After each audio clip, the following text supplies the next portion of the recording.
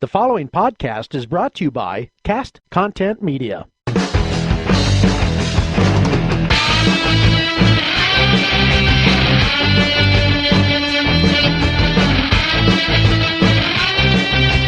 Hey guys, it's Ron Worley, your most imperfect host of Sons of Ditches.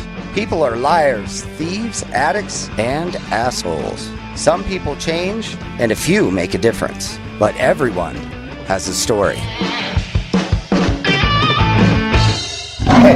Hey, welcome to another episode of Sons of Ditches. This is Ron Worley, your host, and we are brought to you by castcontentmedia.com. That's our wonderful producers, and you guys need to go check them out. We have a radio station as well. Find us on ronworley.com, sonsofditches.com, YouTube at Sons of Ditches.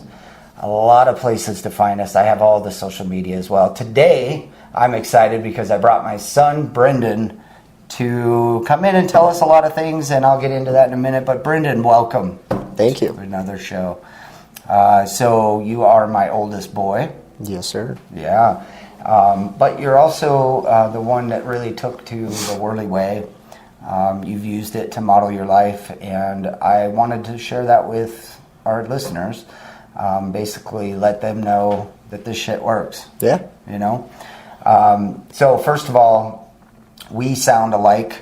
Yeah. So if you're just listening, this may be an issue for them.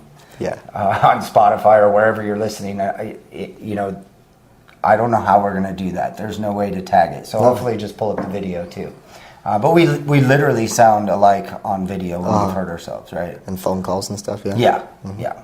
All right, Brendan. So give us a little bit about you. Let's do this.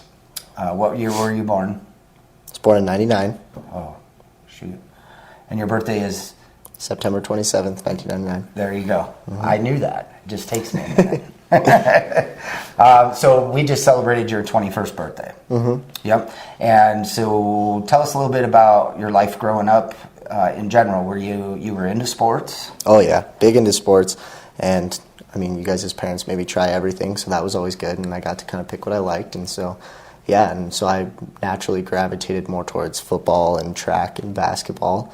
And then gradually that turned into track and football, and then eventually just into track. So that was kind of that. And as for like school and everything, I was always pretty decent in school just because I tried hard. I wasn't necessarily the smartest, but I tried hard and made it to college, and now I'm pretty close to graduating. So yeah. So he's not lying. So Brendan isn't naturally gifted at having brains. Like, you literally had to work hard. Mm-hmm. Had to do the homework, be very organized, and just really have your shit together. Yep. And really, you were motivated by sports, because if you wanted to play sports, you had to have a good grade. Exactly. Right. So we did have a rule that you weren't allowed to date until you were 16. What was that like?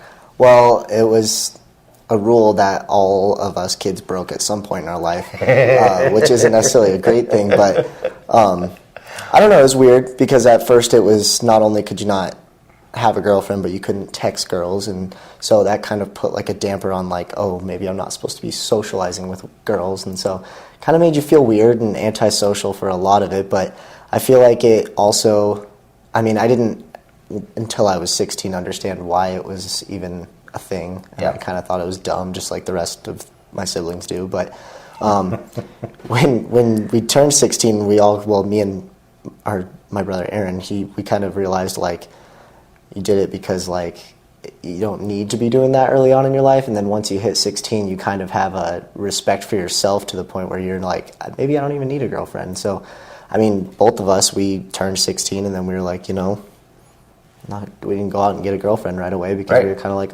like, we respect ourselves, and we're going to wait for what, like, the best opportunity to come by. And so, yeah, it worked out. I mean, I think both of you became a hot commodity. Mm-hmm. The girls all wanted to date you, but they couldn't. And so that's not why we did it, but in my head, that's what justified it. Because I knew it was mean. I knew it was. I knew it was hard. I started dating at 10, 11, 12 years old, and I was too immature, and I was stuck in the story all the time. I was always having drama with girls, and it just took me away from sports. It took me away from school. It caused me to, I had sex too early. There was just a whole growing up thing that we were trying to hold off on you for. So I think it worked. You actually followed the rules. Yep. Small threats here and there, and you made it work, and then you've had great relationships since then. Yep. Long lasting, not a lot of them, what I consider to be healthy. So, all right, so what we're really here to talk about is first of all, listeners, like the Worley Way is the staple of everything we do, right? How old were you when we first posted that up on the walls? I don't know for sure, but it was definitely within my middle school days. So I would say probably 7th, 8th grade, so about 12, yeah. Okay. So you were 12 years old, and Dad posts this damn Worley Way on the wall, and I say, we're going to start following these, and this is how we're going to, this is our family believes in this, right? And the first one at the top of the chart is family, hard work, friendship, freedom, and I just go down the list, right? What was your first thought? Can you remember anything about it? I definitely remember when we moved into that house that, maybe it wasn't right when we moved in, but when we were living there, I walked into my room one day and it was just in there. And I didn't really ask questions, and I feel like we didn't really talk about it too much until people, like siblings, started getting in trouble, and then they had to recite the Worley Way, and that's kind of when I looked at it and was like, okay, I understand that it's there and that we need to follow it. But I think my initial reaction when I saw it was, okay, family first, and then the second one's hard work ethic. It wasn't like I needed to read that. It was kind of something I was already learning to do before you even put that there. Right. Just by the way you guys raised me. So, it was like, now we had them in writing, but it almost seemed like we were already living that way. So. Yeah, I didn't go too far off of what we were already teaching. All it was a marker, something to look at, something to refer back to when we needed to. And specifically when your brother I used it a lot on him and your sister. And, you got to a place in your life. Well, so you followed it. You went to college too. You are my only child that went to college. Congratulations. Thank you. And you're about to graduate. And you're going to go out in the world and do nothing in your major. You're majoring in what? Accounting. Right, and you hate it. Yeah. Yeah. So that's why we made it prevalent that you will pay for college. I don't know if you felt the pressure, but I think sports helped you get to college because you wanted to do track. Of course. And, you're a D1 athlete. That was a big deal. Yep. But mostly that's just how your brain worked. It was a good idea for you. Your siblings didn't go to college. Yeah. Right. And but you're all three have the hustle and the smartness. And now, the Worley Way, how has it affected you since you've been out on your own? By the way, all three of these kids had jobs at 15 years old. All three of them moved out when they were 18 years old. I think you were 19 and Peyton was 17, but thereabouts. And we made you stay in our house while you were in college that first year. Cheaper. Yeah. Yeah, that was my money saved. But anyways, so now you're an adult, and the Worley Way is still active in your life? Yes, absolutely. Okay. But you came to me like a year ago, and we went through some of the stuff, and you came up with your own values. It was actually a little bit longer than a year ago. It was, trying to think, probably 4 months after I moved out. Okay. I started having some issues just with social groups and stuff like that, and I came to you and asking for help, and that's kind of when you started coaching me, and it helped a lot. I want to say that happened in October, and we kind of got to then create values by December, so it was a nice little 3-month process that was really, really helpful for my mental state, for sure. But yeah, I think that when I first moved out, obviously I was still working at Casadores, and it was that summer, right as I moved out, I was like, okay, well, I'm just going to work a lot, and I was working 6 days a week at a restaurant and working morning shifts just because, and and I think it helped a lot with track too, because when I moved out, it was okay, I know that I need to stick with athletics. It's not just a way to stay away from the house for a little bit longer. Now it's work ethic, and same with keeping a job while running track. And it was the work ethic was definitely there. The whole family thing got a little bit harder because obviously I didn't live with you guys. Yep. But then we created our family dinners every Thursday, so we made a way to go and see family and make sure family was first. And anytime there was something going on, whether it was somebody's birthday that week, we always made it happen. Everybody'd be at dinner that day. So, I mean, we made it work for sure. Yeah, and so do you feel that it's important for you guys to have that Thursday night dinner? Oh, yeah. You like it? Yeah, I look forward to it. So. Okay, that's fair enough. And now you've brought your girlfriends, and it's been, I think, pretty cool. Yeah, I brag about it. Me too. I mean, all my roommates too. They're always like, "Oh yeah, we can't do Thursday because Brendan has family dinner." And I'm like, "Yeah, you're right. I got family dinner, so don't try to ask me to do anything." That's crazy. Justin knows. That's awesome. I got family dinner. Well, you have to hang in there for a couple hours, and then you can go party or do whatever you need to do. So do you? What was? I remember helping you make your values. A couple were the same. I think we changed family to pride. Do you remember some of your values? Yeah, I know that the first one was family, but we changed it to pride, which was more just like taking pride in being who I am, like being a Worley, and my family as well. It kind of extended to that. And then the second one was still work ethic and hard work, because those are two of my most important values. Yep. I know that then it went to honesty, just like the Worley Way. But then I think 4 and 5 is when it kind of changed. And I think when we originally talked about it, it was I was being too selfless and not selfish. And so what we did there was just switch those around. And so 4 was selfishness, and then 5 was selflessness. So nice. Yeah. Which is really cool, man, because we can give too much and it can harm us. So you're right. There was a time when you gave a shit about what other people thought. Yep. You were doing what other people wanted you to do, particularly people in your family and that were close to you, and it was hurting you. So it was time to step up, be a man, and do your own thing. Yep. And it's pretty cool that you've done that. I mean, you've literally been the epitome of what I consider like a success of what we're doing. Now, that all said, here we go. You've done the Worley Way. You grew up with the Worley Way. You've used it in your own life, and now you have your own values. And it's time for you. You have now gone out and gotten a real job. And your interview, I hear, so your boss called me. I was talking to him. He's at a lending company. I'm a real estate agent. Therefore, our companies cross quite a bit. And so Billy calls me and he explains to me why he hired you. Are you aware of why he hired you? I think you've told me this because I mentioned like, hey, what are the company's values? Yeah. So, I mean, in your head, you're in this interview, and apparently it stuck with you that you needed to talk about values. And he mentioned that several times during the interview, you spouted off your own values. And then you turned it around on them and asked them, well, what are your company values? Yeah. And what was their response? First of all, it felt good to put him on the spot because he didn't really have a response right away. He was kind of like, oh, that's a good question. I was like, yeah, good, I got one. But I think that initially he said that honesty was a big one and loyalty was also a big one. I think those were the two that he talked about a lot on that interview. Was, first of all, if you're not going to own up if you make a mistake, then you shouldn't be there because mistakes are going to happen in the lending business, and so you just got to be honest so they can get fixed faster. Right. The other one was loyalty. He doesn't want people to just come in, get their license, and then go somewhere else. So, I mean, he was like, made it very apparent that it's a team there.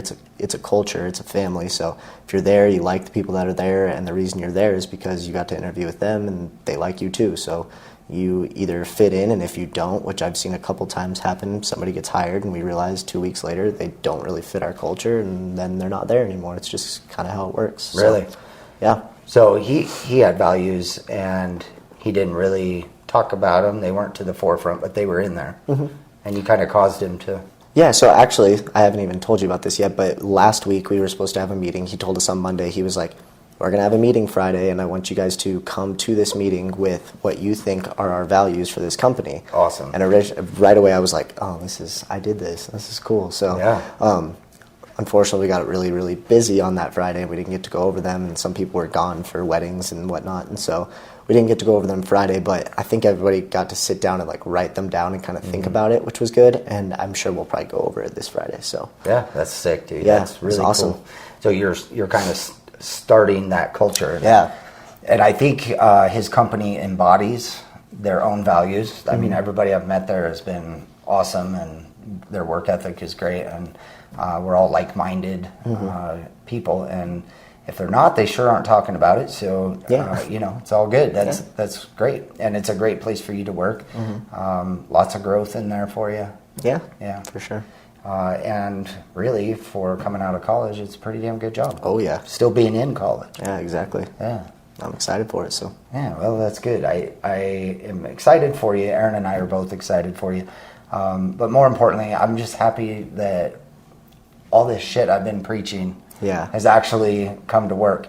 Aaron and I have different styles of raising kids, you know. I've always wanted it to be, I talk to your heart, and then you make up your own mind and make up your own mistakes. Go out and fuck it up once or twice, but try not to do too bad. You know. Don't screw up and go to jail, but go out and fall in love and break up and get fired and do all that stuff that you have to do at a young age. Get some experience. Yeah, that's exactly right. So on this show, we speak about B: talents, values, purpose. I'm going to ask you. I want one of each. So, what's your talent? Let's start there. What's your talent? What do you think your talent is? Ooh, that's a good question. Yeah, it's on the spot too. That way I get you. Yeah, you did get me for sure. I think that one of my talents is just kind of, I don't know if it's a talent, but I am pretty good at just like going with the flow, putting my head down and making things happen. I feel like a lot of the time when things get rough, people start to freak out, and I'm more of like just don't talk to me and let me get it done then. Let me figure it out. So I don't know if that's necessarily a talent or if it's something that I've learned, but I mean, I think I'm really good at just quieting the noise and getting it done, just doing what I got to do. So that absolutely is a talent, because not everybody can do it. So it's what makes you unique. And you have a lot of talents. I mean, aside from being athletic, those kind of talents, that's physical talentedness. But everybody has talents. They just don't always know what they are, or they don't consider them talent. Just like you said, everybody I've talked to said the same thing. I don't know if it's a talent, but it's in your brain. Values. Top value you use in your life. Oh, hard work for sure. Okay. I think that every single day I wake up and I'm going to work and I'm there, I'm just grinding out hours, trying to learn as much as I can, trying to get licensed, and then come home and I'm still in summer classes, so I got to work my summer classes and then got to do laundry, house stuff, and I just think that I'm kind of getting into real life, but most people kind of shy away from that and go, no, I don't want to grow up, but I'm like embracing it. I love it, so I'm excited. I think that's very true about you. I love that you said hard work, because that's always been my go-to. And so in general, how many hours a week do you think you work at going to school, working?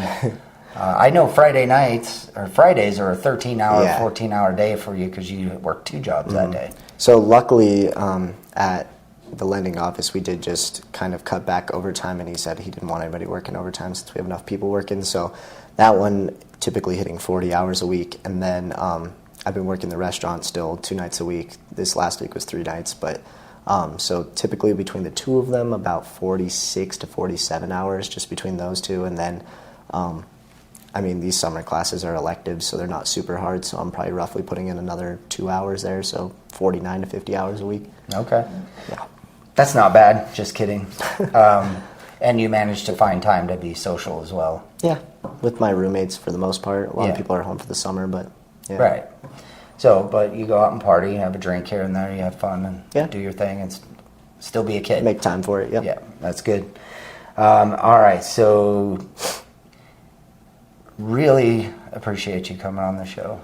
I want to say something. Let's see. What is something fun that we could talk about? All right, so what is the worst thing about your parents? What's the thing you hate the most about your parents? And then I'm going to do the opposite. What you love the most? Okay, in general, I hate that both my parents are so opposite. Because, like, it makes it so difficult when it comes down to the way that, like, I guess me and Peyton were both differently raised, even though we were raised by the same people. But it's like she went more with, oh, mom, I listen to mom more, and I was like, no, I listen to dad more. And so we're completely different people. You and mom are completely different people, and so it's just like, it's hard because then mom will say something and I'm like, well, I believe the opposite because like dad says that I don't know what's going on. And so yeah, I think that's probably the hardest. So it's interesting you say that because you had to choose sides. Yeah, that's rough. I mean, I can't, it makes me giggle kind of because, Peyton may have listened to your mom more, but she was crafty about it because she did that in order to get away with shit.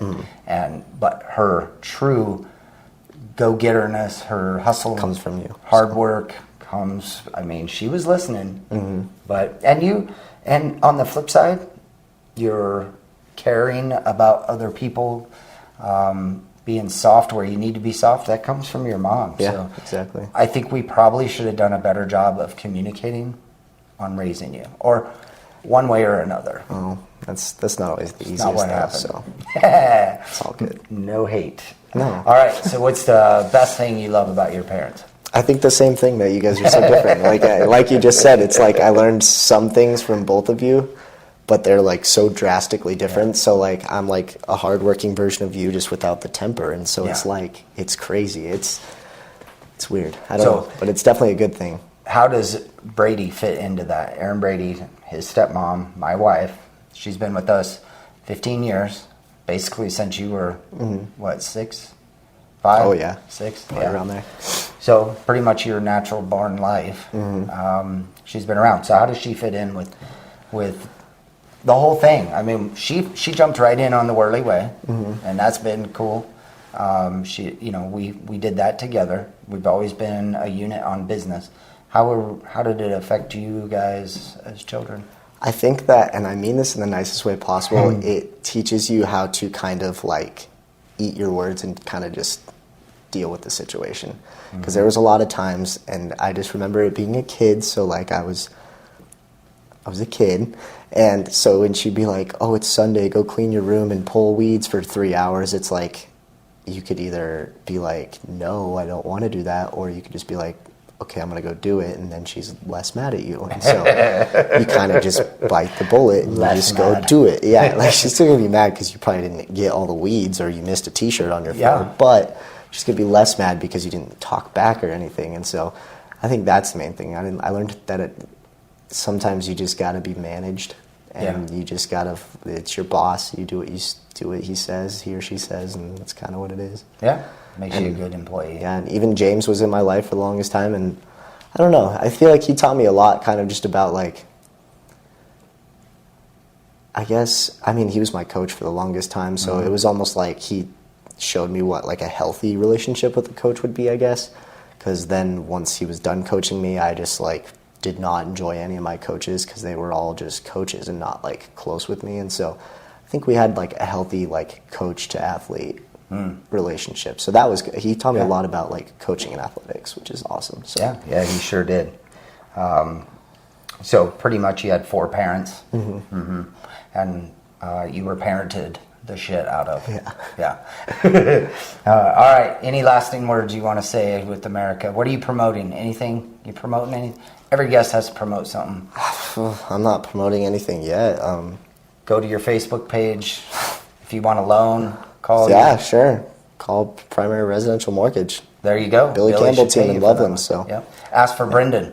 Yeah, there you go. Ask for Brendan if you need a loan for your house. Is that only in Colorado, or where are you guys at? Primary Residential Mortgage is all over the country, but the Billy Campbell team is in Loveland, Colorado. So if you're in Colorado, call the Billy Campbell team. If you're in Colorado, give us the number. 970-223-5052. Man, I'm impressed you knew that. Thank right you. Off the top of your head. Because I send 50 VOEs a week. So. All right, this is my son Brendan. We had a pretty good time here. He's a little reserved actually right now. It's hilarious because at home he's just crazy, man. But yeah, I'm going to see you tomorrow night, and probably we're going to go swimming. Sounds good to me. That. All right, guys. Thanks for another episode. Remember to follow us at ronworley.com, YouTube at Ron Worley, no, Sons of Ditches. That might be an edit point, I don't know. YouTube us at Sons of Ditches. And also remember, castcontentmedia.com is our producer, the wonderful guys over there. Tune in again next time. Bye-bye.